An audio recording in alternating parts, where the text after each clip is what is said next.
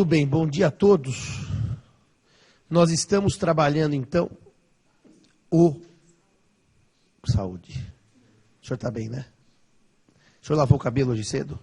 E o senhor tem rinite, não pode fazer isso. O senhor vai espirrar o dia inteiro. Eu sou rinítico. E hoje estou com o olho vermelho, o senhor vai falar, bebeu, não, é rinite. Muito bem. Então, porque é bom esclarecer isso, o Simão chegou bêbado na quinta-feira de manhã. É bom esclarecer. Cara com o olho vermelho, não é rinite, não é álcool. Até que eu bebi ontem, mas não o suficiente para a noite inteira. Parei de beber umas 11 horas, já deu para tirar o álcool.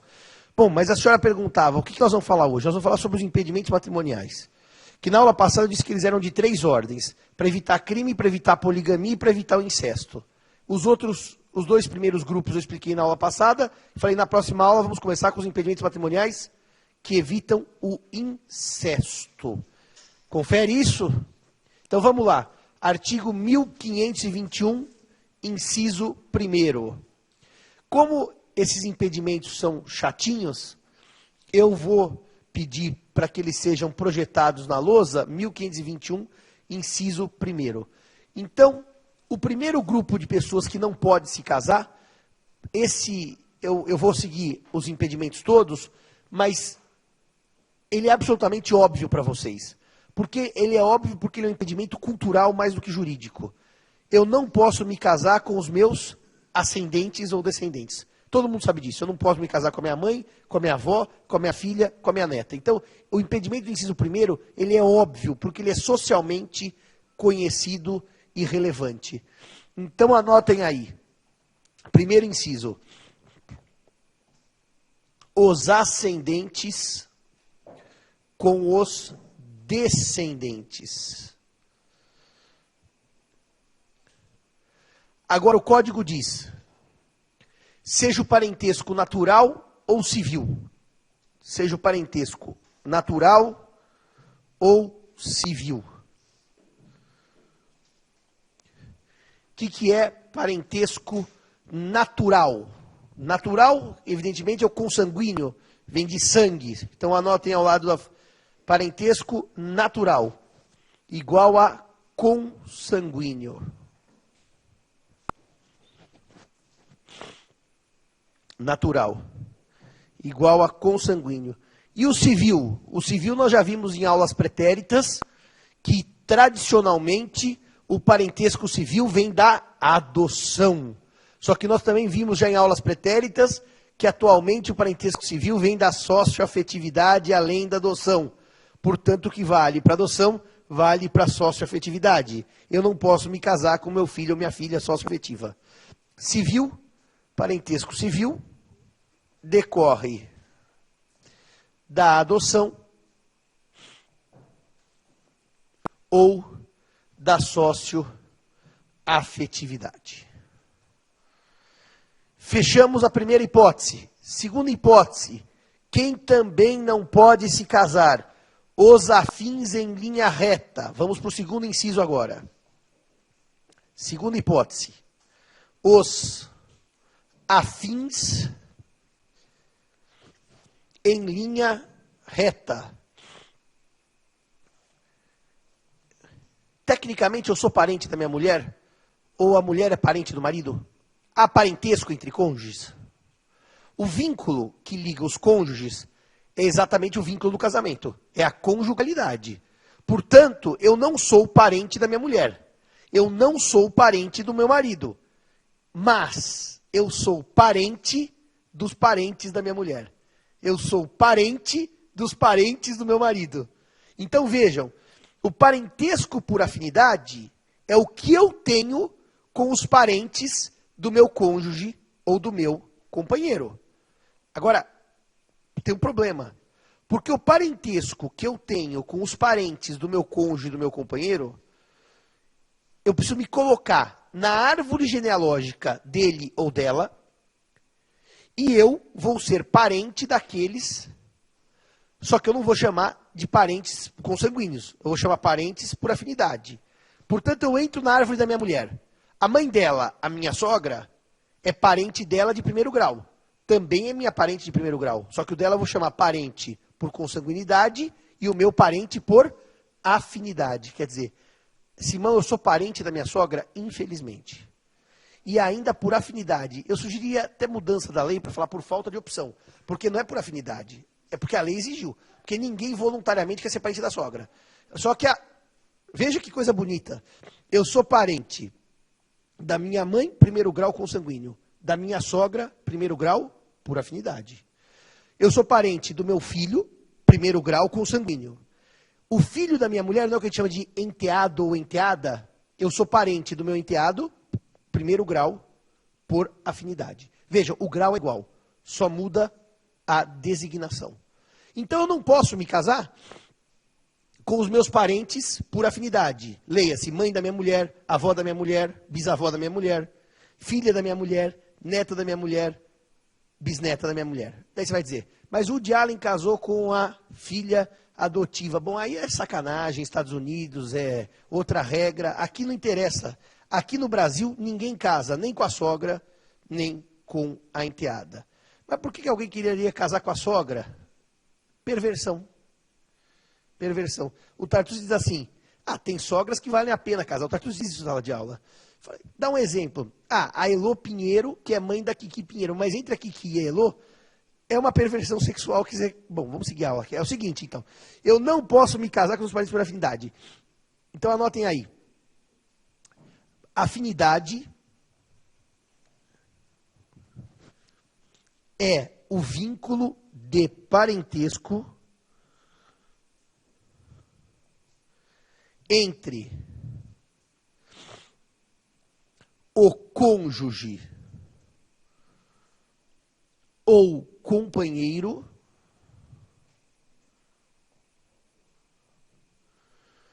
com os parentes do outro cônjuge ou companheiro. Com os parentes do outro cônjuge ou companheiro. Lance uma observação. Observação. Os cônjuges não são parentes entre si. Não são parentes entre si. O parentesco por afinidade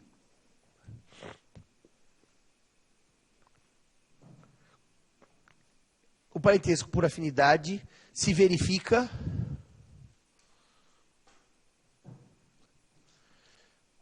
em duas espécies.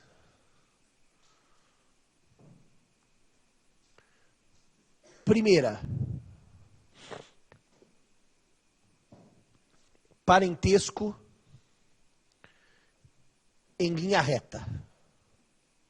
Parentesco em linha reta. É o meu parentesco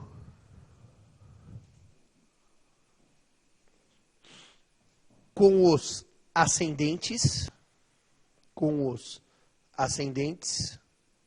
entre parênteses, pais, avós, bisavós, pais, avós, bisavós, fecha em parênteses. Fecha em parênteses, pais, avós, bisavós, ou descendentes, entre parênteses, filho, neto, bisneto, filho, neto, bisneto, fecha parênteses, do meu cônjuge ou companheiro.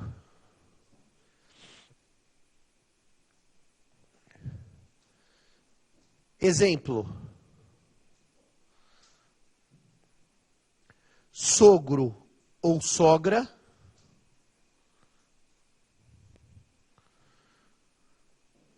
com genro ou nora. Sogro ou sogra, com genro ou nora. Segundo exemplo. Padrasto, padrasto ou madrasta,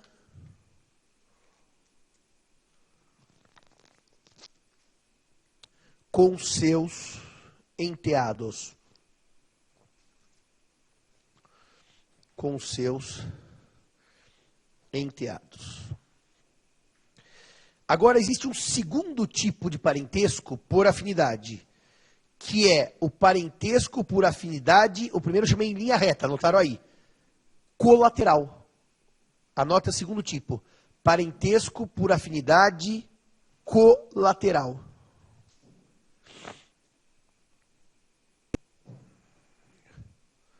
Vejam, agora eu vou entrar na árvore da minha mulher, na árvore do meu marido, do companheiro ou companheira, e vou procurar os parentes colaterais dele ou dela, certo?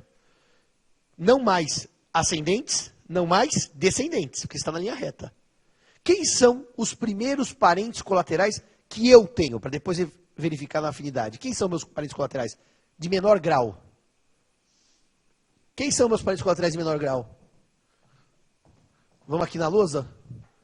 Troca aqui a lousa para eu poder escrever. A. Espera aí, que aqui eu já escrevi o A no lugar errado. Eu tenho aqui A e tenho aqui o irmão de A. Vejam. A para o seu pai, primeiro grau. O pai é ascendente, já está na linha reta. Para o irmão, segundo grau. O primeiro parente colateral de qualquer pessoa é o seu irmão ou sua irmã. Então vejam, agora volta para a minha câmera.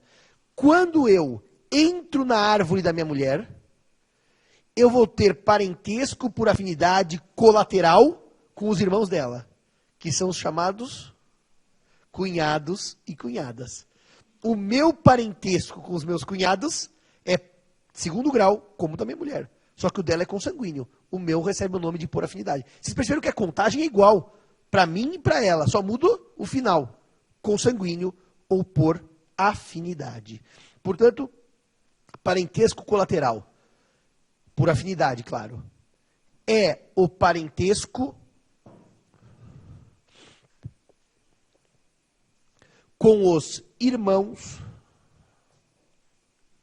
do meu cônjuge ou companheiro.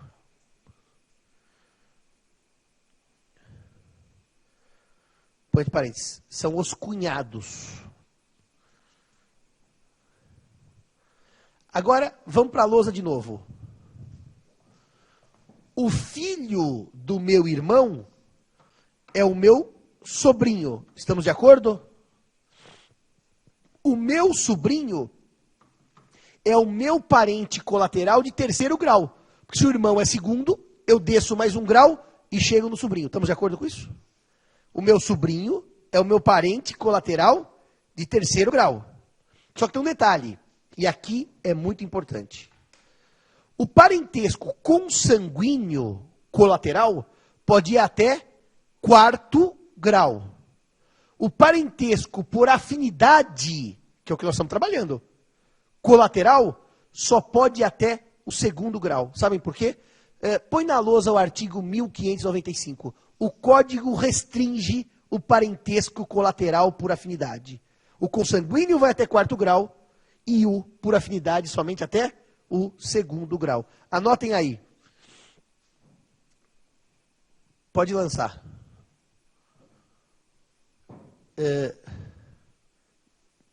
Desce o parágrafo. Isso.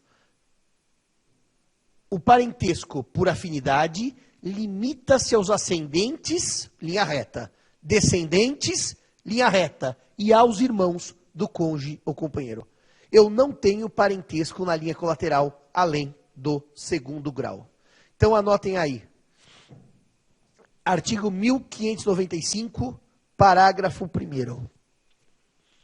1595, parágrafo 1º. Na linha colateral,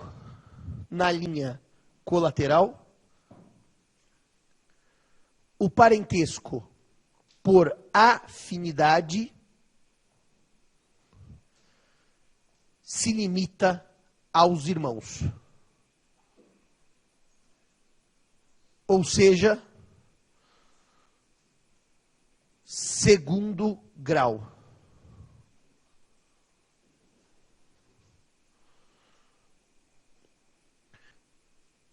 Já o parentesco consanguíneo,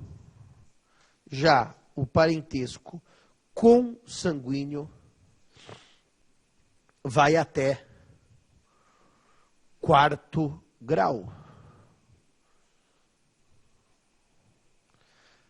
Agora, o que tem de mais importante aqui?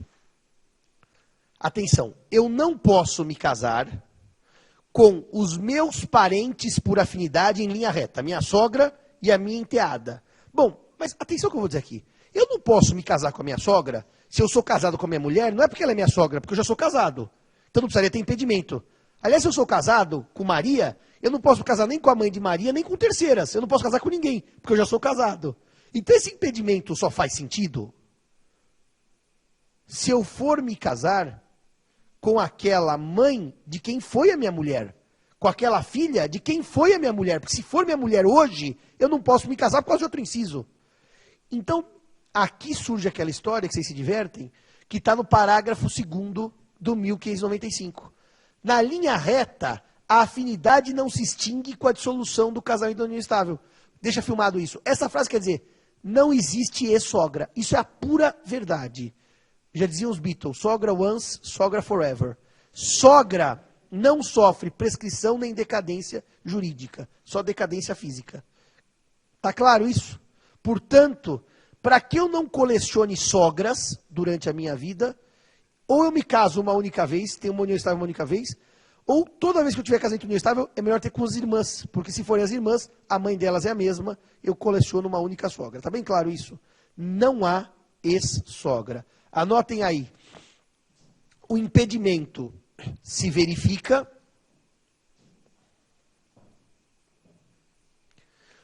porque o parentesco por afinidade na linha reta não se extingue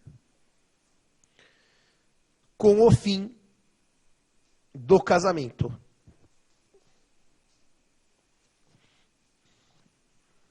(1595), parágrafo 2º. 1595, parágrafo 2º. Então ponham assim ao lado, não há ex-sogra ou ex-enteado. Não há ex-sogra ou ex-enteado. Uma vez eu estava no lançamento de um curso, de um livro de um amigo, então ele chegou, olha que precisão, igual a gente precisa. Esta aqui é minha ex-mulher, correto. Ex-mulher, acabou o casamento, acabou o vínculo. Esta aqui é minha atual mulher, correto. Está casado agora, é atual. Esta aqui é minha sogra, mãe da minha mulher, da minha ex-mulher, claro, porque não tem ex-sogra. Essa aqui é minha sogra, atual, mãe da minha companheira. Então, duas sogras, uma ex-mulher e uma companheira. Esta aqui é minha filha, esta aqui é meu filho, esta aqui é minha enteada, filha da minha companheira atual. É lindo, perfeito. Uma ex-mulher, uma atual mulher, duas sogras, e não ex-sogra. Você se livra do cônjuge, mas não da mãe dele. Está claro isso? Ninguém tem ex-cônjuge. E é lindo, quanto maior a família, você vai catalogando. Fechado o segundo impedimento? Uma pergunta antes de passar para o próximo. Eu disse que eu não posso me casar com meu parente por afinidade em linha reta. E disse que, inclusive, esse parentesco não acaba. Prossegue após o fim do casamento. E com relação à cunhada? Terminado o casamento, porque durante o casamento eu não posso casar, porque seria bígamo. Terminado o casamento, eu posso me casar com a minha cunhada? O parentesco com o cunhado não é na linha colateral por afinidade? Este parentesco não subsiste após o fim do casamento. Portanto, cunhado e cunhada têm ex-cunhado e ex-cunhada. Acabou o casamento, acabou o parentesco colateral em segundo grau por afinidade. Lance essa última observação. O parentesco colateral por afinidade acaba com o fim do casamento.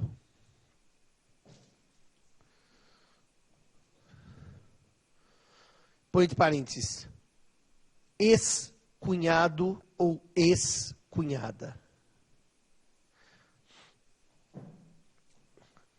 Agora vamos voltar para o 1511. Esse foi o segundo impedimento matrimonial para evitar incesto. Você não diz, mas incesto com a minha sogra é uma ideia moral, que a minha sogra na família ocupou o lugar da minha mãe. Mais ou menos, mas é essa a ideia do impedimento. 3. O terceiro impedimento do 1511. Esse terceiro impedimento, toda vez que eu dou aula, não, Simão, mas não é isso que o código quer dizer. É isso que o código quer dizer. Acreditem no tio Simão. Eu, das últimas vezes, fiz uma pesquisa longa, porque toda vez alguém, não, Simão, acho que não é bem isso que o código quer dizer. É isso que o código quer dizer. Eu vou fazer um preâmbulo ao impedimento e vou explicar o impedimento depois. Mas o preâmbulo é melhor que o impedimento se vocês não entendem. Olha aqui, olha aqui.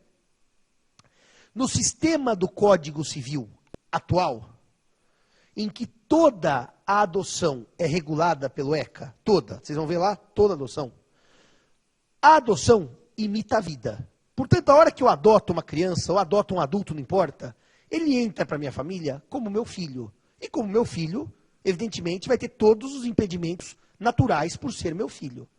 Só que não se esqueça, aliás, fiquei tão contente no Congresso em Portugal, Portugal mantém ainda o que nós tínhamos, que é a origem do que vai dar celeuma agora. A chamada adoção simples e a chamada adoção plena.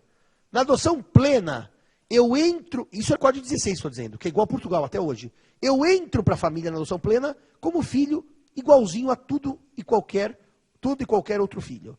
Na adoção simples, eu não entrava na família como na adoção que nós conhecemos. É que vocês já perderam a memória disso. Isso é tão velho que vocês perderam a memória. Eu entrava na família só com relação a quem me adotava. Eu só tinha vínculo, olha que coisa maluca. Eu era adotado e só tinha vínculo com o adotante. Todas as outras pessoas da família dele não eram meus parentes. E daí a dificuldade de entender o que vem na lousa. Porque para vocês é tão natural que se eu adoto alguém, ele é meu filho e irmão dos meus filhos biológicos e parente dos meus parentes, que vocês não entendem o impedimento. Mas guardem, o impedimento tinha lógica, que eu vou ler agora, num sistema de adoção em que eu não criava parentesco, senão com o adotante, o adotado, e com mais ninguém. Nesse sistema tem lógica que eu vou dizer agora. E não viajem para outros, porque é isso mesmo a origem do impedimento. Tanto que hoje a doutrina diz, o impedimento que eu vou ler agora é inútil. Ele perdeu a razão de ser com a mudança da adoção. Então vamos para o impedimento? Põe aí na lousa. 1521, inciso 3º. Ó, para aqui. Deixa filmado enquanto eu vou falando. O adotante com quem foi cônjuge do adotado. Deixa escrito aí, que vocês vão ouvindo e vão lendo. O adotante com quem foi cônjuge do adotado. Então vamos lá. O adotante sou eu. Eu adoto o Joãozinho. Joãozinho, meu filho adotivo, se casa com Maria. Se casa com Maria. Ela é minha nora. Qual é a posição minha com a mulher do meu filho adotivo? Eu sou ascendente por afinidade. Isso já está no inciso anterior. Só que no código antigo eu não era, porque minha relação só era com meu filho adotivo. Esse impedimento era necessário para dizer que eu não podia casar com a minha nora, filha do meu filho adotivo. Esposa do meu filho adotivo. Porque eu não era parente dela no código antigo. No código atual eu sou. O impedimento passou a ser inútil. Olha a segunda parte. O adotado com quem foi cônjuge do adotante. Então vamos lá. Eu adoto uma criança, o João. Eu, sozinho, solteiro. Me caso com Maria. Maria, a minha mulher, não é mãe adotiva, claro, porque eu adotei sozinho. Ela é madrasta do meu filho, porque para mim é filho, para ela é parente por afinidade. Logo, ela também não pode se casar, a minha mulher, com meu filho adotivo, porque ela é madrasta, ele é enteado, é parentesco por afinidade de primeiro grau. Esse dispositivo hoje é cópia do anterior. É quase que uma explicação do anterior, o que não era no código antigo, em que não havia o parentesco estendido, pela adoção simples. É só isso. Não viajem no dispositivo. É só isso. Anotem aí. Quem também não pode se casar? Inciso terceiro. Deixa na lousa filmado. O adotante com quem foi cônjuge do adotado.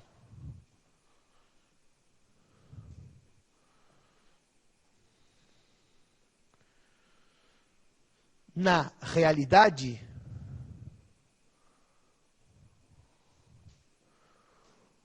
o adotante é ascendente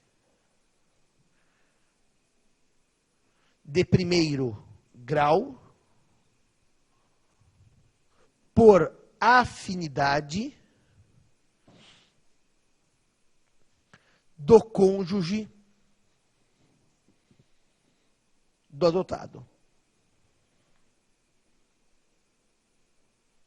Põe de parênteses.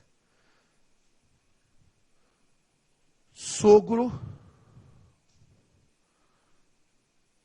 ou sogra com genro ou nora. Com genro ou nora.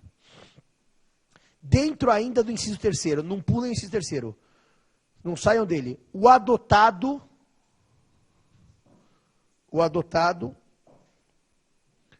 com quem foi cônjuge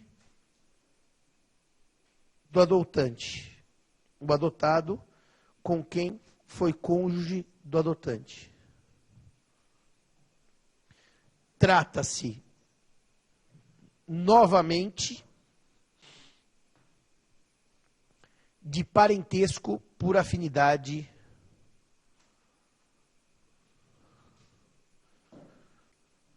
de primeiro grau.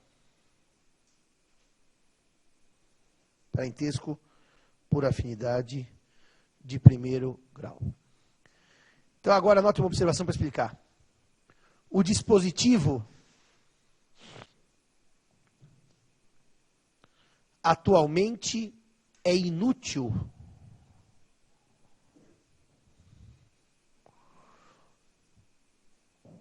pois reproduz regra do inciso anterior.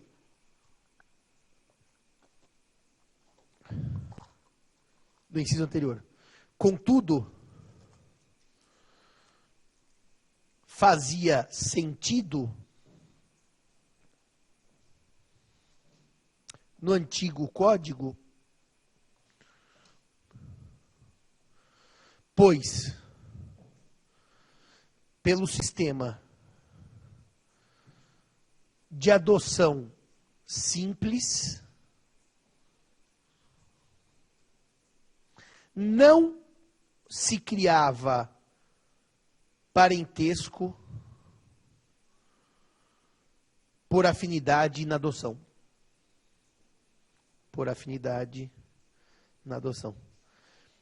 Os portugueses não só mantiveram a adoção simples, como o Código Napoleão de 1804, como ainda eles criaram uma figura civil. Eu vou escrever um artigo sobre isso, que isso merece. No próximo mês da Portugal eu vou levantar uma tela e vou escrever. O apadrinhamento civil. É alguém que não é pai, não é filiação socioafetiva, é alguém que não é mãe, só que é alguém que é o padrinho e o afilhado. E é um sistema que nasce por registro. Cria-se uma figura familiar, fora da consanguinidade, que não gera filiação. Eu vou escrever longamente sobre isso, porque é um tema interessante. Tem lei em Portugal, apadrinhamento civil. Fechamos o inciso terceiro. Quem também não pode se casar? Os irmãos unilaterais,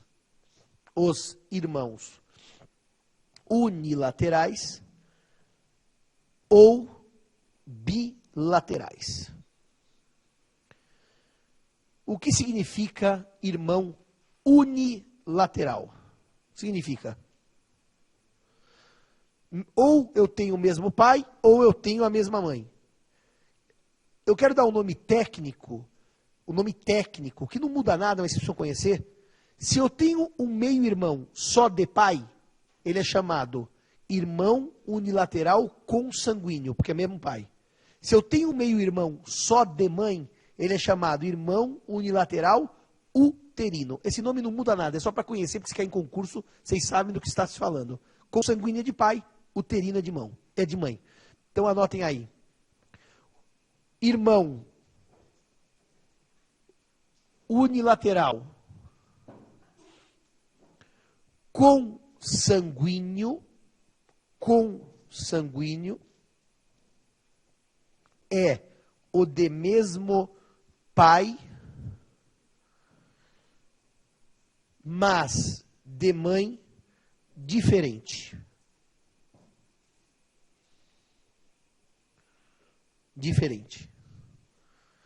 Irmão unilateral uterino é de mesma mãe, unilateral uterino é de mesma mãe, mas de pai diferente. O que é irmão bilateral? Por óbvio, mesmo pai, mesma mãe. Só que aqui eu quero dar uma nota que o Código Civil resolveu abandonar uma terminologia antiga, que aliás também está até no idioma francês, quando você tem primo, irmão, primo de primeiro grau, os filhos dos meus tios, eles se chamam cousin germain. Irmãos germanos é a mesma coisa que bilaterais. Por que eu estou dizendo isso? Porque lá nos alimentos, o código, ao invés de usar o termo do direito de família, ele continua usando o termo antigo. Se lerem irmãos germanos, de mesmo pai, de mesma mãe, é sinônimo de irmão bilateral. Então anotem aí, irmãos bilaterais ou germanos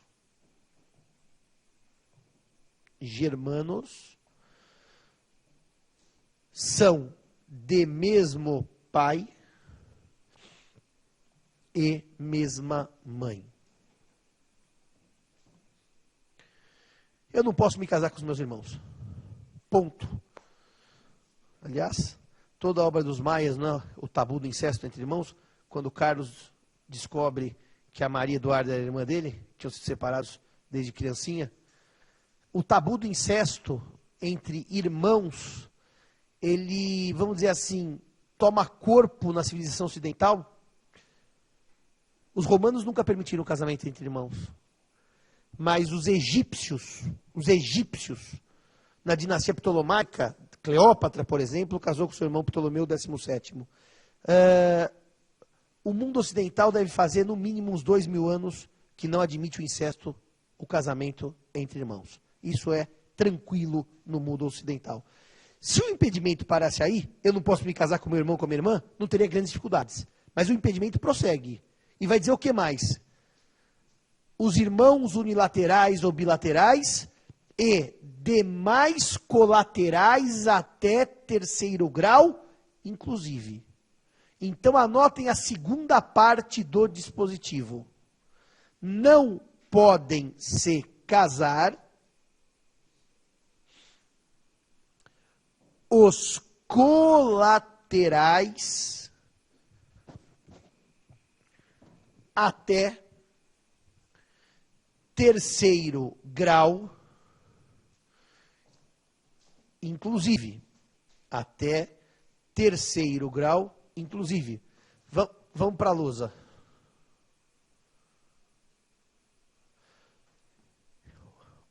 A é tio de seu sobrinho, de sua sobrinha. Portanto, o parentesco de terceiro grau que o código impede o casamento é o casamento entre tios e sobrinhos, que recebe um nome lindo, que ninguém mais sabe, que se perdeu nas brumas do tempo, que é o nome de casamento avuncular. Avuncular. O código proíbe o casamento avuncular. Proíbe, porque ele diz, não podem se casar os colaterais até terceiro grau, inclusive. O advérbio é claro. Inclusive quer dizer também. Até esses não podem. Só que aqui vem a beleza do direito. Aqui vem a beleza do direito.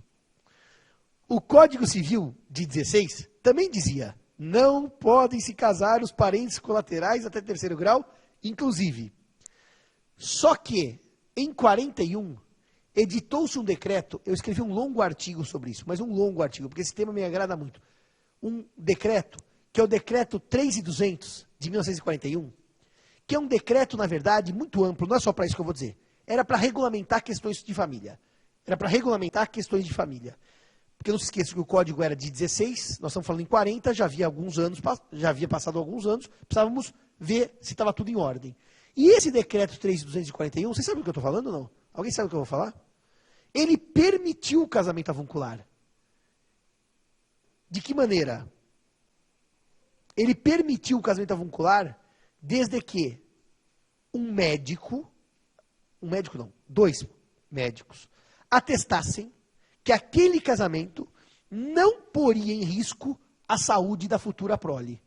Portanto, é um casamento que eu vou ao registro civil, quero me casar com a minha sobrinha. O registro civil manda para o juiz de direito, ele não habilita direto. O juiz de direito convoca essa junta médica, eu provo judicialmente que eu posso me casar, que minha prole não vai ter problemas, a chamada eugenia, e o juiz autoriza esse casamento, se não houver eugenia. Mas o decreto é de 41.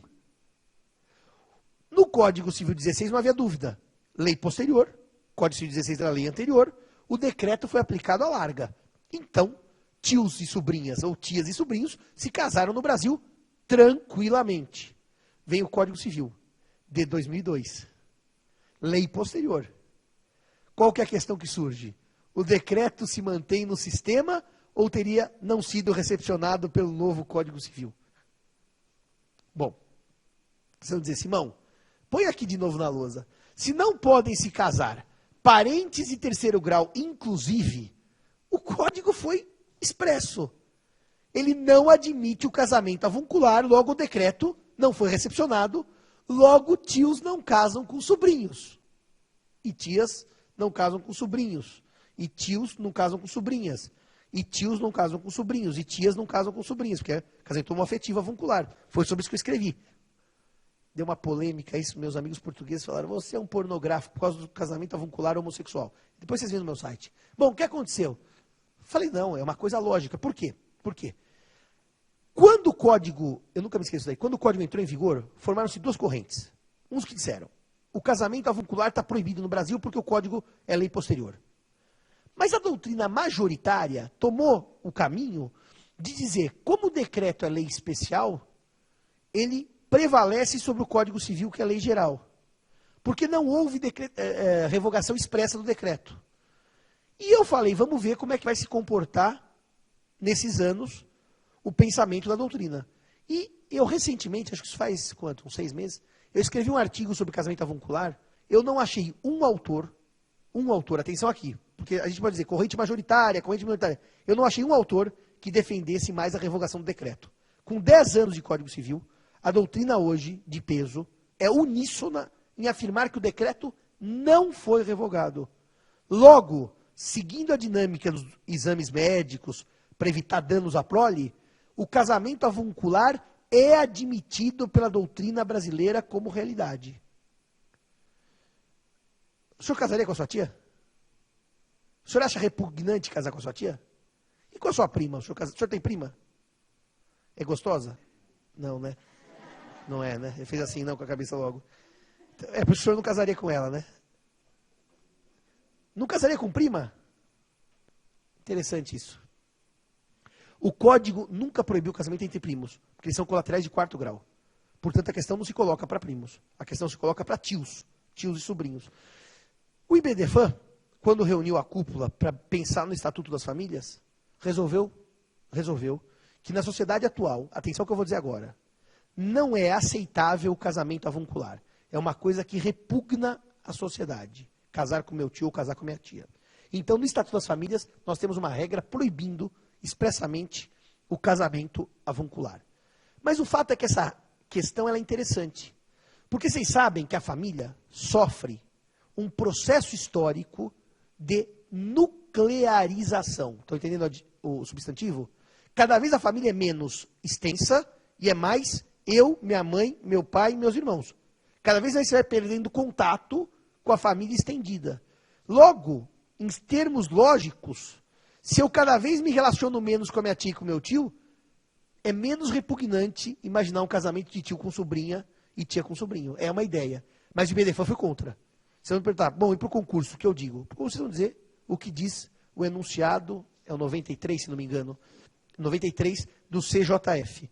O casamento avuncular é plenamente admitido no direito brasileiro, porque o decreto, como lei especial, 98, aliás, não é 93, o enunciado 98 do CJF, porque o casamento, como lei, o decreto como lei especial, mantém-se produzindo efeitos. Só que não se esqueça do detalhe. Se é o juiz que autoriza o casamento, e tem que ser, pelo decreto, o regime de bens não é de livre escolha, certo? É de separação obrigatória, como vimos no nosso último encontro. Outro dia um rapaz me procurou no interior, procurou não, mandou um recado, eu vou me casar com a minha sobrinha. Falei, bom, é casamento avuncular, tem que ter uma série de coisas, tal. Daí depois ele mandou um recado, o Simão falou tudo errado. Por quê?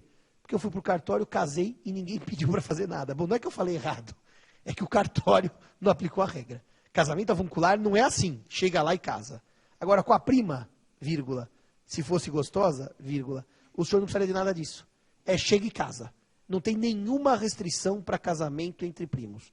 Aquela que o senhor brincava de médico na juventude? Não, né? Não, o senhor só brincava de engenheiro, né? Bom, vamos seguir a aula. Anota o seguinte aí. O que eu estou falando? Vocês já anotaram aí? 3º grau inclusive, né? Essa frase já anotaram? Ou não anotaram ainda? 3º grau inclusive, não é isso? É o casamento avuncular.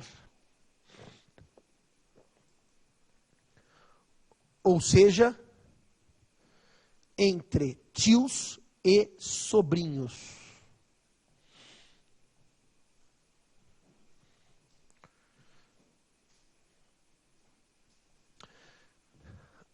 O decreto-lei 3.200 de 1941 autoriza o casamento entre tios e sobrinhos,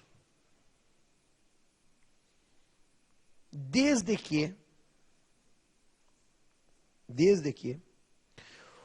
2 médicos atestem que a prole não terá problemas de saúde. Não terá problemas de saúde. Tal casamento depende de autorização judicial.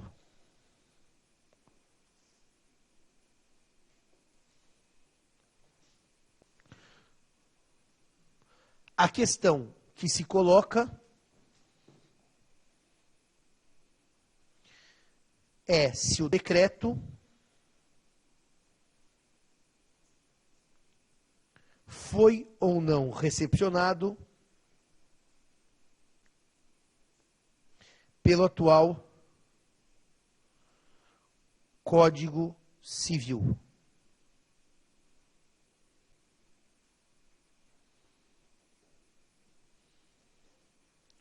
A conclusão majoritária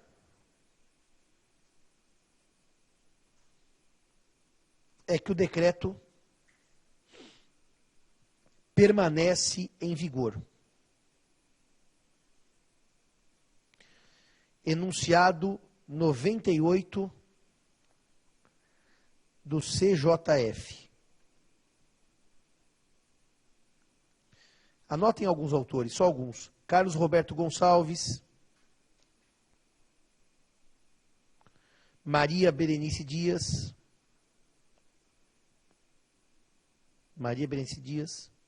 Luiz, com Z, Edson Fachin, deixa eu vir para a lousa aqui, Luiz Edson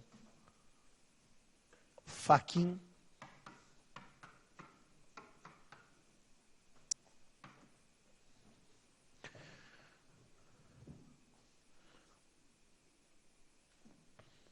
se o casamento for autorizado,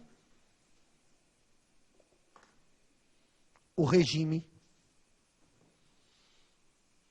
será de separação obrigatória. Regime será de separação obrigatória. Agora vocês podem me perguntar, Simão, se hoje o casamento homoafetivo é admitido pelo sistema, e é, o casamento homoafetivo avuncular é possível? Ora, se é possível o casamento avuncular e é possível o casamento homoafetivo, a conclusão é que é possível o casamento homoafetivo avuncular. Isso não há dúvida. Eu escrevi esse artigo para dizer o seguinte, todo critério do decreto 3.200 para dizer pode ou não pode é o problema com a prole. Eu não vou ler o artigo porque tem várias ideias. Todo o problema é a saúde da prole. Se nós estamos de acordo que em termos biológicos é impossível a tia e a sobrinha terem um filho sem material genético de um homem, ou o tio e o sobrinho terem um filho sem material genético de uma doadora, é impossível problemas de saúde com a prole no casamento homossexual. É impossível. Porque sempre os homossexuais vão ter que ter material do outro sexo, para que a prole nasça. Logo, qual foi a conclusão do tio Simão no artigo? Que para o casamento homossexual não há necessidade de autorização. Porque não há risco para a prole, porque essa prole só virá com material genético de terceiros ou por adoção. A adoção também não tem nenhum risco. Essa é a minha conclusão. Anote uma última observação sobre isso. Se o casamento avuncular for homoafetivo, diante da impossibilidade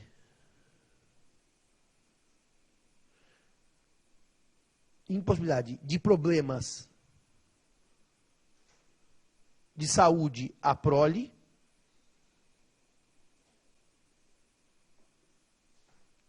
é desnecessária a autorização judicial.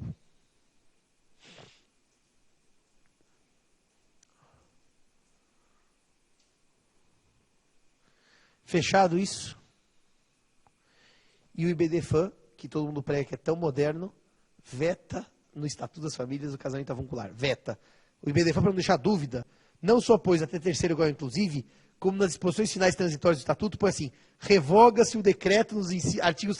Para deixar claro que acabou, morreu. Se o Estatuto for aprovado, o casamento avuncular vai para o saco. Aliás, se o Estatuto for aprovado, o parentesco se limita até o terceiro grau. Vai acabar o parentesco em quarto grau. O que é ótimo, porque para concurso, chegar no quarto grau, os alunos erram a contagem. No terceiro, ninguém erra. Vai facilitar a vida do concurseiro. Tudo bem. Para que tudo isso? Para nada. Acabamos esse quarto dispositivo do 1521. Vamos para o quinto. Ó, repara só uma coisa aqui na lousa. O sexto e o sétimo eu já expliquei na aula passada. As pessoas já casadas e o crime. Lembram-se disso? Espero que o senhor se lembre. Faz uma semana. Eu vou só explicar esse aqui. Último impedimento. Anotem aí. O adotado com o filho do adotante. O adotado com o filho do adotante. Meus amigos, novamente, o impedimento é inútil. Por quê? Se eu tenho um filho e depois adoto uma criança, qual que é a relação entre meu filho consanguíneo e meu filho adotivo? Por óbvio, eles são irmãos. Se são irmãos, não podem se casar pelo impedimento do artigo anterior. Isso só fazia sentido naquela adoção simples, que não geraria vínculo de irmandade entre eles. Portanto, o dispositivo é novamente inútil. Na realidade, eles são irmãos. Logo, o impedimento reproduz a regra do inciso anterior. Do inciso anterior. Bom, com isto, nós acabamos o casamento nulo. Eu só vou lançar uma última observação sobre todo o casamento nulo. É óbvio que eu vou dizer, porque vocês sabem isso da parte geral. Mas para concluir o nulo, eu vou lançar uma observação óbvia, antes de anotarem. Se o casamento for nulo, por qualquer das hipóteses do 1548, seja por enfermidade mental, que nós vimos na aula passada, seja por impedimento matrimonial e infração aos impedimentos, qual é o prazo que eu tenho para declarar nulidade absoluta de um casamento? Qual é o prazo? Do negócio jurídico nulo. Não há prazo. É nulo hoje, é nulo para todo sempre. A nulidade absoluta não se convalida. O tempo não sana. O professor Marcato costumava dizer na sala de aula, se o Ministério Público descobrir, no dia da festa de bodas de ouro, de um casamento naquela cidade, que são dois irmãos que estão casados, ele pode propor ação 50 anos depois? Pode, porque a nulidade absoluta não se convalida. Nota. O casamento nulo não se convalida com o decurso do prazo.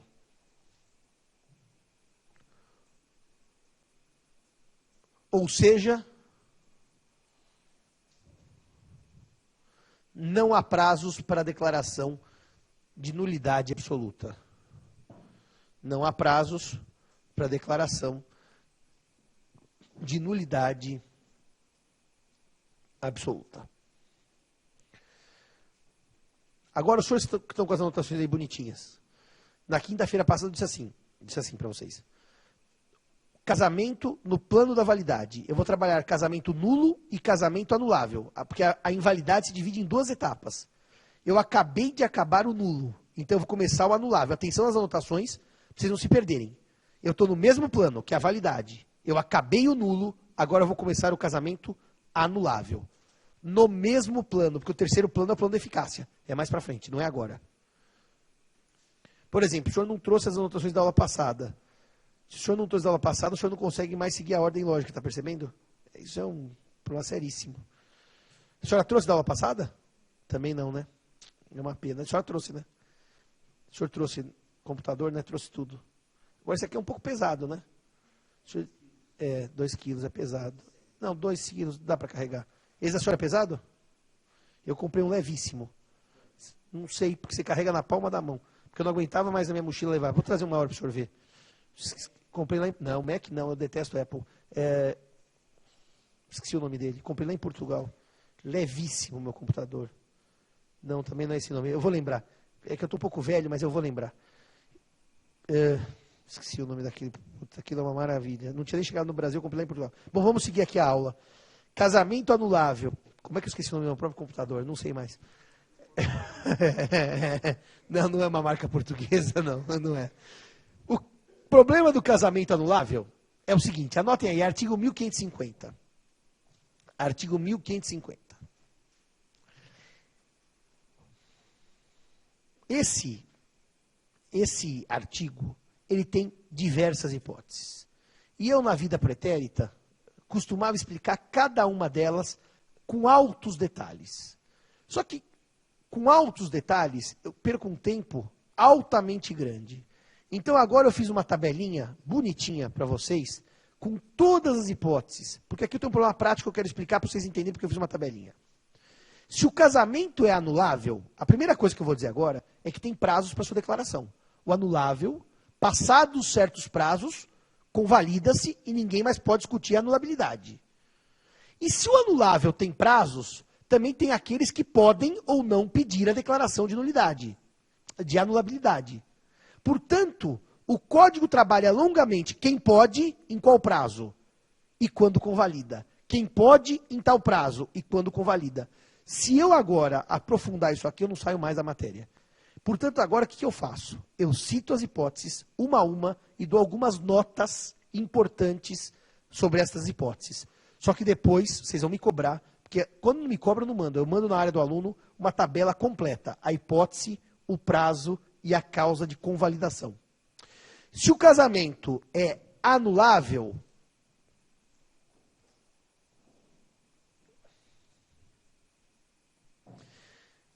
três questões se colocam. Só enumerem as três. Primeira, quem pode pedir anulação? Quem pode pedir anulação? 2, segunda, em que prazo? E terceira, causas de convalidação do vício. Do vício não, do casamento. Causas de convalidação do casamento. E eu vou falar mais uma coisa genérica para vocês. Todos os prazos, todos, para anular casamento, são de natureza decadencial. Isso, o prazo pode variar, quem pode pedir pode variar, o início do prazo pode variar, mas tem uma coisa que não varia, como diria o presidente Lula, é sempre a mesma, a natureza do prazo. O prazo é desconstitutivo, é um direito potestativo, então tem natureza decadencial. Faço uma nota embaixo. O prazo de anulação tem sempre natureza decadencial. Pois desconstitui o casamento. Lembra a marca do computador que eu estou precisando, um leve assim. Eu não lembro a marca. Eu não lembro. Esse meu amigo Araújo, que é meu amigo português, ele é expert em informática. Ele me mostrou o computador da mulher dele, eu carreguei, eu falei, é esse. Foi quando eu aposentei meu Sony Vaio. Mas não me lembro a marca. Mas eu vou lembrar. Uma hora eu pego lá em casa e vejo isso. A aluna perguntou no Twitter, por que o casamento avuncular é regido por separação obrigatória? Por um desvio da lei. Porque a lei diz toda vez que o juiz tem que autorizar, separação obrigatória. Logo, a lei tem que autorizar, o juiz tem que autorizar a separação obrigatória. É um desvio da lei, não precisaria ser teoricamente, mas é por causa da construção do Código Civil. O que eu disse aí? Decadencial, porque a ação é desconstitutiva do casamento. Essa é a teoria da parte geral, que vocês já viram, do professor, que é que prevalece no Código Civil. Agnello, põe entre parênteses aí o nome do professor paraibano, genial, Agnello Amorim Filho. Agnello Amorim Filho. Então agora é o que eu falei. Eu vou dar os incisos e fazer algumas notas sobre eles irrelevantes, mas não vou esgotar cada inciso. Primeiro inciso, de casamento anulável. Então vamos agora para os incisos. De quem não completou a idade mínima para se casar. Portanto, aqui eu estou falando de alguém com menos de 16 anos, certo? Que nós já vimos na aula passada, que precisaria de autorização judicial para se casar em razão da gravidez.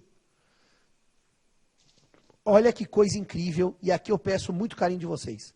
Por que eu trabalho rapidamente os incisos? Porque tem que trabalhar rapidamente, senão vocês erram para o concurso. Se vocês imaginarem que alguém com menos de 16 anos, tem 15, na parte geral do código, compra uma casa, doa uma casa, permuta uma casa, vocês rapidamente dizem, se não for representado, é nulo o contrato. Está corretíssimo, à luz da parte geral. Aqui, o casamento não é nulo, ele é anulável. O aluno que traz o conhecimento da parte geral e aplica o casamento, erra. Porque a teoria das invalidades é diferente no casamento. Por isso que eu preciso bater. Uma criança, um adolescente, não é criança, com 15 anos que vende uma casa, sem estar representado pelos seus pais, pratica um negócio jurídico nulo. Um adolescente que falsifica o RG, se casa com 15 anos, casamento é anulável, por conta da regra da parte especial. Quem traz a parte geral, cai no concurso, porque a regra da invalidade é diferente. Trata-se de casamento de pessoa com menos de 16 anos. Que é anulável.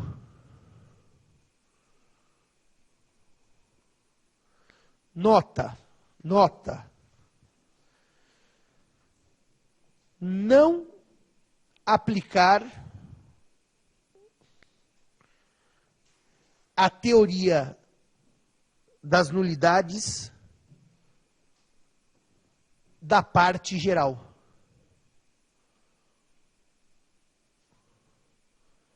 Pois aqui prevalece a regra especial da parte geral. Pois aqui prevalece a regra especial. Eu não me conformo em saber o nome do computador. Eu não me conformo. Ontem postaram no Twitter ou no Facebook um negócio de um tal de compadre Washington, que eu não sei quem é. Eu não sei quem é, então, mas eu não sei quem é. Daí postaram isso, e eu não sei quem é. Eu disse que eu ouvi o Paulo França na década de 90 falar uma frase, o França dizia, eu sou politicamente morto, eu sou culturalmente morto, eu não sei quem é, Valesca Popozuda, nunca vi. Eu não sabia quem era a Anitta até recentemente, agora eu vi outro dia lá em Lisboa, show da Anitta, que é uma coisa lamentável. Eu não sei quem é compadre Washington, eu estou tecnicamente morto. E eu não sei o nome do meu próprio computador, quer dizer, que é a maior prova de que eu sou um homem atecnológico, estou na caverna. Eu não sei. E eu estou vendo a cara dele, e eu estou vendo o nome escrito e não lembro. Bom, isso não pode impedir que o curso prossiga. Agora veja um detalhe. Se alguém com menos de 16 anos se casa, e esse casamento é anulável, olha que coisa curiosa. Se fosse pela parte geral, seria nulo. O nulo não convalida. Mas se é anulável, ele pode convalidar. E o código traz uma causa de convalidação que está no artigo 1551, se não me engano. Deixa eu checar aqui agora. Que é o seguinte: o casamento do menor com menos de 16 anos, que é anulável, pode se convalidar em razão de gravidez. Então anotem aí. Convalidação é possível em razão de gravidez. Aliás, eu acertei o artigo. 1551. 1551. E uma outra coisa. Por isso que eu falo que o aluno conhece muito bem parte geral, erra em família. Se o casamento é anulável e não nulo, ele não só se convalida pela gravidez, como também ele pode se convalidar pela vontade do menor, mas não enquanto menor. Não enquanto menor. Enquanto menor, a lei não permite. Mas quando ele completa 16 anos, ele poderia se casar com autorização dos pais. Logo, ele pode convalidar o casamento com autorização dos pais. Eu repito, o aluno que disser que é nulo, como é que convalida nulo por vontade? Seria uma excrescência jurídica. Desce lá no... aí é um 553. O que diz um 553? O menor que não atingiu a idade núbio poderá, depois de completá-la, confirmar seu casamento com autorização dos seus representantes. Claro, porque para casar ele precisaria, para confirmar ele também precisa. Segunda causa de convalidação. Eu falei, o casamento pode ser convalidado em razão da gravidez, não é isso? 1551. E também, quando o menor completar 16 anos.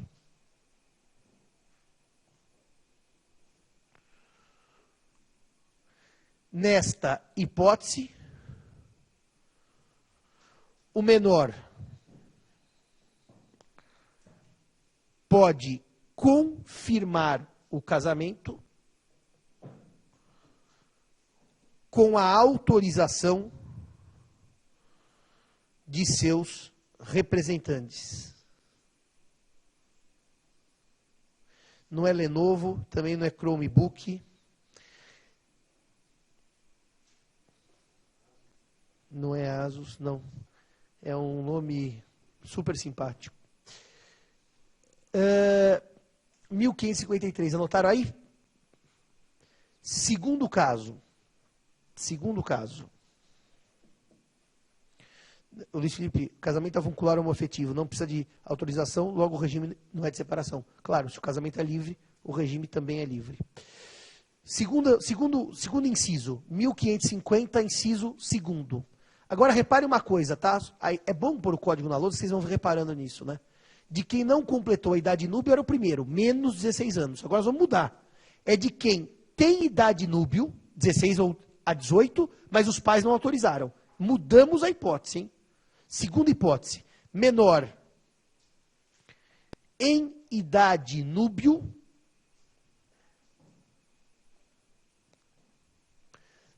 não autorizado a se casar por seus representantes. Não autorizado a se casar por seus representantes. Essa hipótese,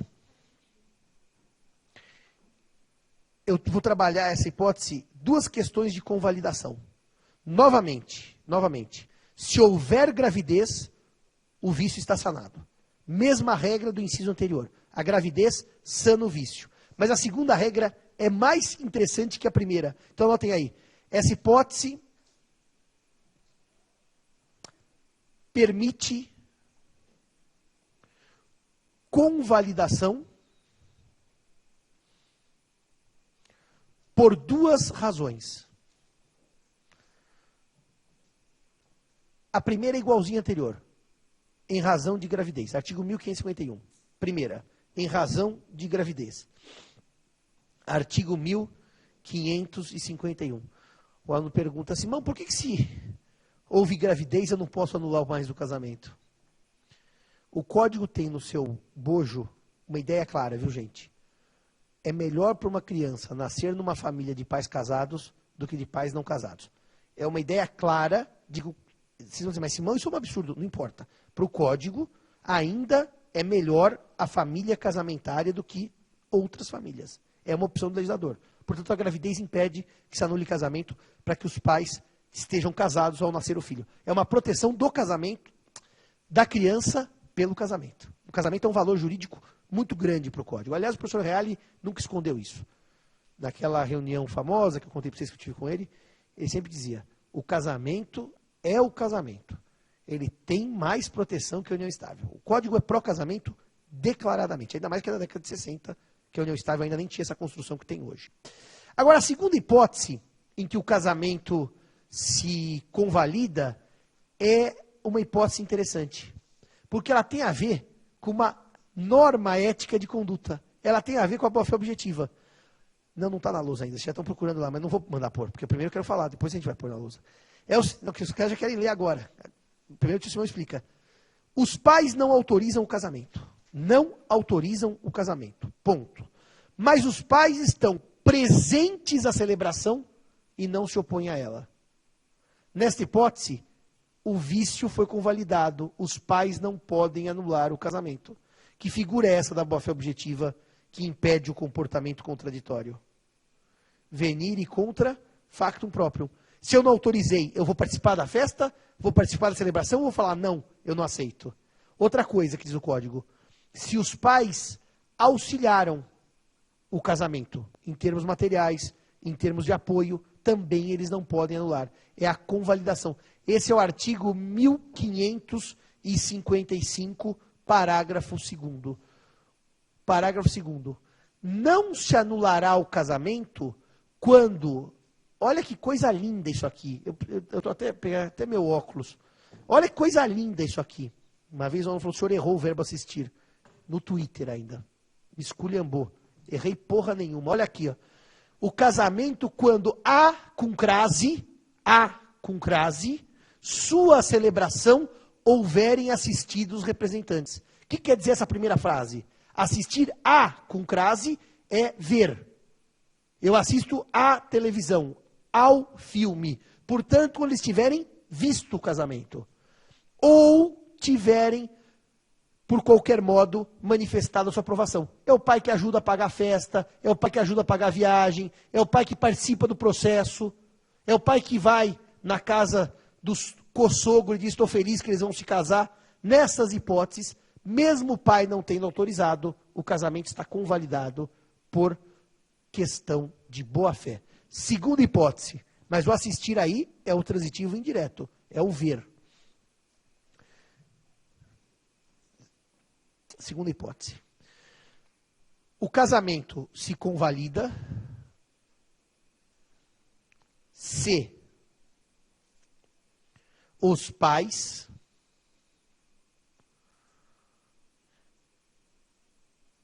auxiliaram de algum modo sua realização.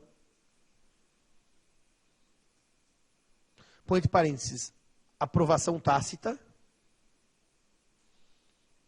Aprovação tácita.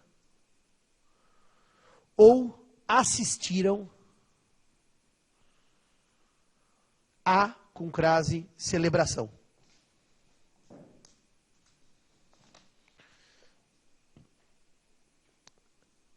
A convalidação evita Ultrabook. Meu computador chama Ultrabook. Obrigado, Angélica. Ultrabook. É isso mesmo. Ultrabook. Isso não pode ser Ultrabook. Muito grande. Deixa eu ver isso aqui se é Ultrabook. Deixa eu carregar isso aqui. Vou ver já. Ih, o seu é bem mais pesado que o meu. Isso aqui parece um elefante perto do meu. Traga o meu para eu ver. Isso aqui é horrível. Horrível. Agora, tinha aqueles também, que eram, como chamar aqueles pequenininhos que lançaram? Netbook. Mas aquilo para escrever é muito ruim. Eu não consigo escrever. Eu escrevi uma tese no meu Ultrabook. Eu viajava e escrevia a tese. Bom, vamos seguir aqui. O que eu falei aí? A convalidação decorre da vedação a um comportamento contraditório dos pais.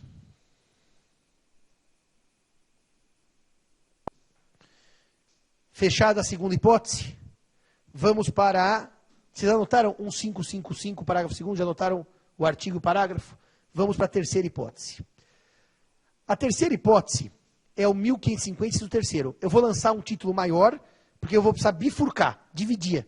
Vão ter dois caminhos. Por vício da vontade. Por vício da vontade. E quando o código trata do vício da vontade, ele prevê, ele até menciona lá, tá vendo? 1556 a 1558. Ele prevê duas hipóteses de vícios que anulam o casamento. O erro e a coação. Ele não menciona o dolo. Eu vou repetir. Os vícios que anulam o casamento são dois. O erro e a coação. E o código não menciona o dolo. Então anotem aí. Por vício da vontade ou do consentimento. O código prevê a anulação por erro essencial quanto à pessoa do cônjuge, ponho entre parênteses, artigos 1556, 1556 e 1557, 1556 e 1557, fecha em parênteses, 557, e por coação. E por coação. Artigo 1558. E por coação. Artigo 1558. Por que o código não prevê anulação de casamento por dolo? Eu, quando me formei, quando estava no 5º ano, ia prestar exame de ordem, descobri uma coisa óbvia, que eu não sabia nada de direito penal, que eu não sabia nada de direito tributário, que eu não sabia nada de direito comercial, que eu só sabia direito civil. Direito civil, processual civil e processo penal. Que eu tive aula com o professor Magalhães, eu não sei nada de penal e sei tudo de processo penal até hoje. O professor Magalhães é um gênio. Bom, como é que eu vou passar no exame de ordem? Fazer cursinho. Mas naquele tempo o cursinho era uma coisa bem caseira. Então me matriculei no curso do professor Marcato, que foi meu professor de faculdade, e fui lá para aprender penal, comercial, tudo, para aprender tudo, porque eu não sabia nada. Condicional. Não sabia administrativo também. Administrativo eu sempre soube muito. Adoro administrativo até hoje. Aliás, eu devia ter sido administrativista, estudar o contrato administrativo. Bom, o que acontece então? Fui aprender tudo de todas as matérias. Mas civil, eu sabia muito. Eu ficava sentado, não anotava nada, ficava ouvindo a aula. Daí, quando houve essa aula de anulação de casamento lá no cursinho, o professor estava dando aula, eu levantei a mão. E eu perguntei, por que o código só prevê anulação? Eu estou falando do código antigo, mas o novo repetiu a ideia. Por erro e por coação, e não pergunta e não permite a anulação por dolo. E ele citou uma máxima que depois eu ouvi no mestrado, que existe um brocardo francês absolutamente antigo, que diz, en chose de mariage, em matéria de casamento, trompe qui peut, engana quem pode. O que eu quero dizer com isso? Se o dolo anulasse casamento, não sobrava um casamento, porque todo mundo se casa enganado. É essa a ideia do brocardo. Ninguém é totalmente leal a outra pessoa na hora de casar. Você sempre dá aquela maquiada. Então, em matéria de casamento, engana quem pode. Então, en chose de mariage, trompe qui peut. E até hoje o direito francês tem esse provérbio. Mas, esse que vos fala depois de muito estudar, eu dei um seminário no meu mestrado, quando eu era aluno de mestrado sobre esse tema, erro e coação para anular o casamento. Aliás, são os seminários mais divertidos, porque só é palhaçada. Na realidade, a doutrina brasileira entende que a construção do erro pelo código inclui o dolo. Mais uma diferença para a parte geral. Por quê? Porque quando... Mostra para mim o 1557, por favor. Quando o artigo 1557 diz, considera-se erro essencial sobre a pessoa do outro cônjuge, o que diz respeito à sua identidade, honra e boa fama, sendo esse erro tal que o seu conhecimento ulterior torne insuportável, para um pouquinho aqui, a vida em comum ao cônjuge enganado. Deixa isso na lousa. O erro é o engano espontâneo. Eu errei porque errei. O dolo é o engano induzido, ou seja, alguém me leva ao erro. Se o código usa ao cônjuge enganado e não ao cônjuge que se enganou, estão entendendo? Porque se enganar é eu me enganar. Ter sido enganado é porque alguém me enganou. O código trata do erro e do dolo com a mesma previsão. Se o engano é espontâneo ou se o engano é induzido, é erro para anular o casamento. Portanto, dolo só não anula casamento no título. Porque se o engano é induzido é espontâneo, dolo ou erro, o casamento é anulável. Lance essa nota. O código não prevê o dolo como causa de anulação do casamento.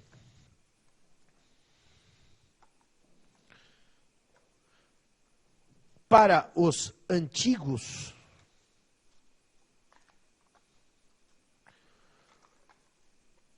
o dolo não anula o casamento, pois, em matéria de casamento, engana quem pode. Engana quem pode. Contudo, na realidade, em matéria de casamento, o dolo é tratado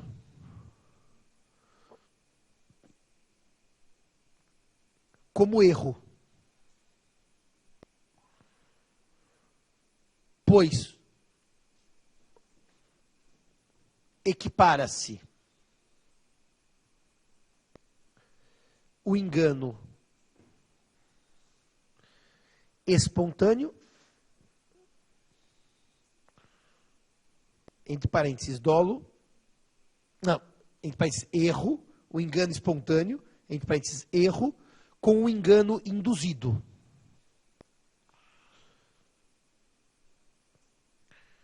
Com o engano induzido. Entre parênteses, dolo. Eu, por anos da minha vida, sofri. Por que a gente fala bolo, a gente fala rolo e a gente não fala dolo? Eu sofri muito com isso. Só que daí um dia eu estava sofrendo com isso, eu perdi professor de português. Por que a gente não fala dolo? Ele falou assim, porque solo escreve igual bolo e a gente usa o O aberto. E a pronúncia é latina, né? Solis, solo, dolus, dolo. Por isso que a gente não usa dolo. Os portugueses, quero lhes contar uma coisa triste, usam dolo. E para mim parece quem não sabe direito. Já viu o repórter falando? O assassino agiu com dolo. Eles falam na rádio. Mas para nós falar dolo dói o ouvido. Certo? Tudo bem. E os portugueses usam dolo.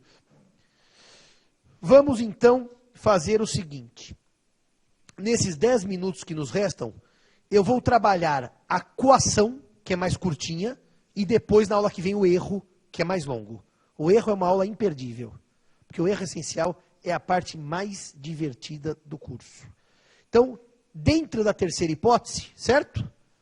Vamos desdobrar letra A e letra B, porque a coação é uma coisa, o erro é outra. Vamos começar com a letra A, coação.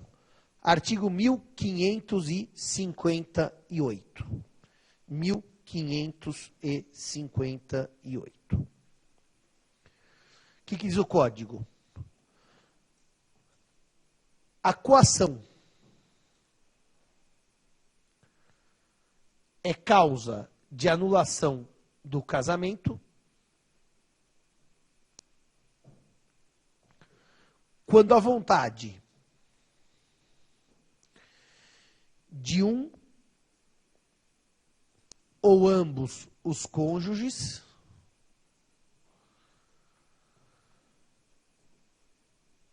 se fundar em temor, olha o que diz o código, de mal considerável. Vamos explicar o adjetivo. Mal considerável. Considerável quer dizer relevante, importante, e não algo pequeno, algo desimportante. Né? Eu sempre digo, quando dou aula de parte geral, agora eu só dou aula de parte geral no curso trabalhista, nem outro curso eu dou aula de parte geral. Quando eu falo da coação, um mal considerável. Se eu disser, vende a sua casa ou estoura os seus miolos. Vende a sua casa ou sequestra o seu filho. Ou aquele filme Atração Fatal com a Glenn Close, já assistiu? Que ela pega o coelhinho de estimação e põe numa panela e aferventa o bichinho de estimação. O senhor não sabe do que eu estou falando, né? Não é com a Glenn Close, com a Sharon Stone. Que ela cruza a perna, né? O senhor lembra só da cruzada de perna dela sem calcinha, né, safado? O coelhinho o senhor não lembra que ela põe na panela, né? Vende a sua casa, eu pego o seu bichinho de estimação. Agora tem aqueles cachorrinhos que chamam Spitz, já viram? Aqueles pequenininhos, sequestra o cachorro. Sequestro de cachorro. Ou você vende a sua casa, tá na internet. Sequestro de cachorro. Ou você vende a sua casa ou sequestra o seu cão. É um mal considerável. Agora, se falar assim, ou você vende a sua casa ou vou colocar uma placa na porta. Simão é um bobão. Bom, isso aí, real. Vou lhe dar um chute na canela. Isso não é mal considerável. Então, mal considerável, põe assim, importante, relevante, que causa danos. Relevante, importante, que causa danos. Fecha em parênteses. E, esse termo, esse adjetivo da lei é bem legal, é iminente. Iminente. Que também não é imediato. Por que o iminente não é imediato? Por que o iminente não é imediato? O que é o imediato? Ação e reação. Você vem me dar um soco, eu abaixo do outro. Isso é imediato. O iminente é algo que está próximo, porque olha aqui. Se eu disser assim, ou você se casa com a minha filha, para quem o senhor praticou mal quer dizer, manteve relação sexual, hoje, ou daqui a 12 anos eu volto e lhe estouro os miolos. 12 anos é muito tempo. Ou você se casa hoje, ou em 3 dias eu estou de volta com os meus jagunços e lhe apago. Tem que ser algo próximo, prestes a acontecer. Não precisa ser assim, casa ou eu lhe mato já, porque isso seria imediato.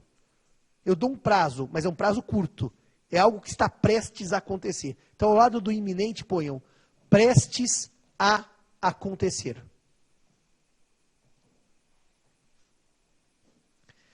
Prestes a acontecer. A ameaça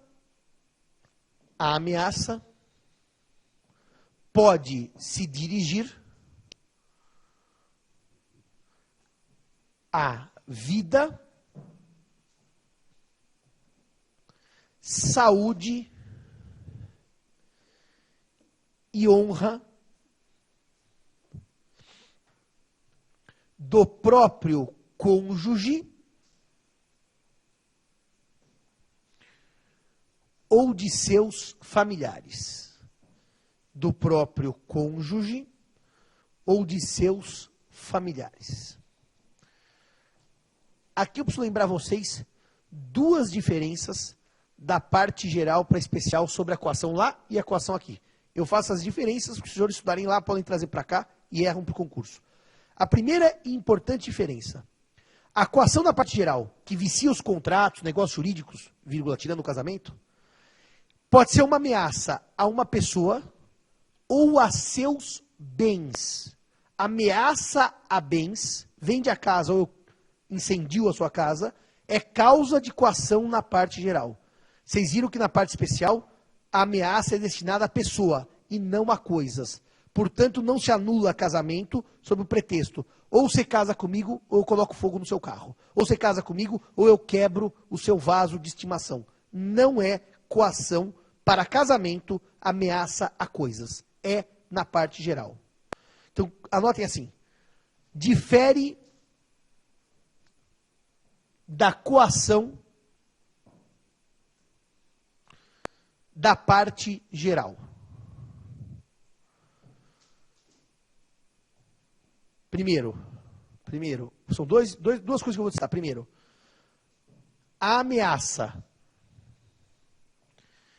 dirigida aos bens não é coação para anular o casamento, mas anula os negócios jurídicos em geral. E a segunda, desce um pouquinho para mim, um 559, para eu achar o artigo, que eu quero mostrar uma coisa para eles. Para aqui. A segunda, ela é muito interessante, porque o artigo 1560 diz: o prazo para ser intentada a ação de anulação do casamento, reparem essa parte, a contar da data da celebração, deixa isso filmando. O que me levou a escrever minha livre docência sobre prescrição de decadência é exatamente esse dispositivo. Reparem que ele diz que o prazo para anular o casamento começa da celebração, ele é expresso. E no caso da coação, desce um pouquinho mais. Inciso 4º, 4 anos se houver coação. O prazo para anular os negócios jurídicos em geral do 178 por coação também é de 4 anos. Bom, se os dois são de 4 anos, onde está a diferença? No termo inicial. Lá, na parte geral, os 4 anos começam quando cessa a violência, quando cessa a coação. Aqui, na parte especial, os 4 anos começam quando se casa, quando ocorre a celebração do casamento. Por que tratar as situações iguais de maneira diferente? Porque não são iguais, são diferentes. Casamento mexe com família, com direitos indisponíveis. Coação, na parte geral, mexe com patrimônio, direitos disponíveis. Foi por isso que eu escrevi 300 páginas de tese, para mostrar que uma coisa é uma coisa, outra coisa é outra coisa. Não errem para o concurso. O prazo é igual, mas o termo inicial é diferente. Segunda e última diferença. O prazo para se anular casamento por coação é de 4 anos, contados a partir da celebração.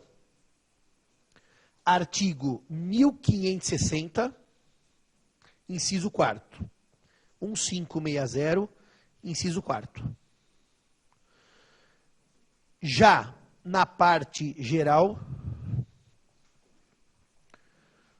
o prazo é de 4 anos, contado do momento em que cessa a coação. Artigo 178, 178, cessa a coação, 178, inciso 1º. Para terminar a aula, eu falei assim, vou dividir os vícios em 2. Primeiro a coação, que é mais curtinha, e na aula que vem eu trabalho o erro, certo? Vocês lançaram letra A para coação, lancem B para o erro. Se lançaram o número 1 para coação, 2 para o erro. 1 izinho para coação, 2 izinhos para o erro. E eu começo com o erro na próxima aula. O erro é grande, mas é divertido. Obrigado a todos e até a próxima, se Deus quiser.